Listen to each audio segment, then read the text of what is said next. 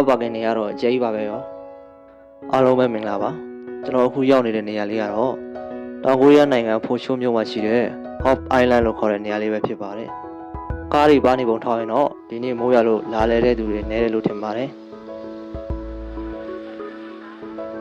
အခုမြင်နေရတာကတော့လက်မှတ်ဝယ်ဖို့သွားတဲ့အဝင်ပေါက်ပဲဖြစ်ပါတယ်ချင်းသားလေးမှာဆိုရင်တော့လက်မှတ်ရောင်းတဲ့နေရာကိုရောက်ပါပြီအနားကိုရောက်လာပြီဆိုတော့ねတရှင်းတန်စင်လေးတွေနဲ့တော့ကျူးစုံနေပါပြီခင်ဗျာဘယ်ဘက်ရှမ်းကတော့ online က booking လုပ်ထားတဲ့သူတွေအတွက်ဖြစ်ပြီးတော့ညာဘက်ရှမ်းမှာတော့အခုမှဝင်မဲ့လူတွေအတွက်ပဲဖြစ်ပါတယ်ဒီဘက်ဘေးကဆက်မှာလည်းဝယ်လို့ရပါတယ်လက်မှတ်ဝယ်ပြီးပြီဆိုတော့ကျွန်တော်တို့အထက်ကိုဝင်ကြည့်ပါမယ်ခင်ဗျာအဝင်ပေါက်မှာတော့ကျွန်တော်တို့တစ်သားလှေကားတရားလေးနဲ့တည်ရတာပဲဖြစ်ပါတယ်ဆိုတော့ဒီနားလေးမှာတပ်ပေါက်ရိုက်လို့လည်းလှပါတယ်ဒါကတော့အိမ်မွေးတရိတ်ဆန်လေးတွေကိုခေါ်လာတဲ့သူတွေအတွက်သတိပြုဖို့ရေးပေးထားတာပဲဖြစ်ပါတယ်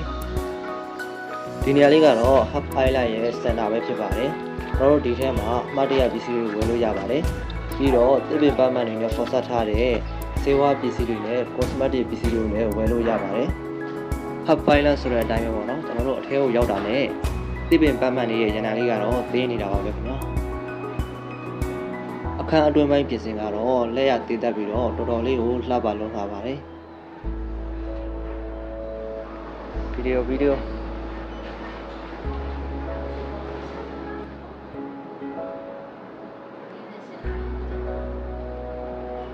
တော်တို့ဒီဘေးနားကော်ဖီဆိုင်လေးမှာကော်ဖီဝယ်ပြီးတော့ဒီအရှိမမြင်နေရတဲ့ခုံမှာထိုင်ပြီးတော့တောက်လို့လည်းရပါတယ်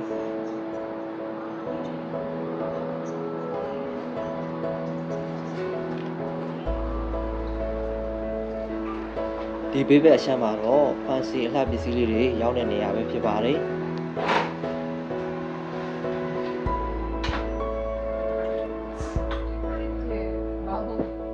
ခလေး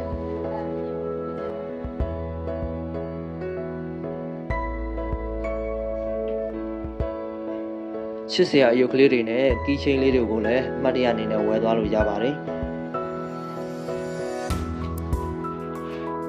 ဒါကတော့ကိုယ့်ဘာသာကိုကြည့်ပြီးတော့သဘောကျနေတာပေါ့ဗျာဒီနေရာလေးကတော့ Hub Island ရဲ့သမိုင်းပြတဲ့အသေးစားလေးပဲဖြစ်ပါတယ်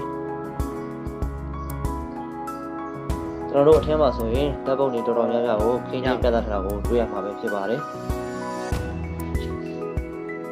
ဒါပြပွဲနဲ့သိပါ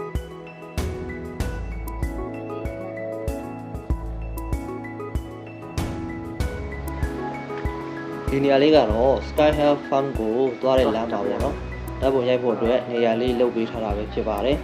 ဒီနားလေးမှာဓာတ်ပုံရိုက်ရင်တော့တော်တော်လေးကိုလှပါတယ်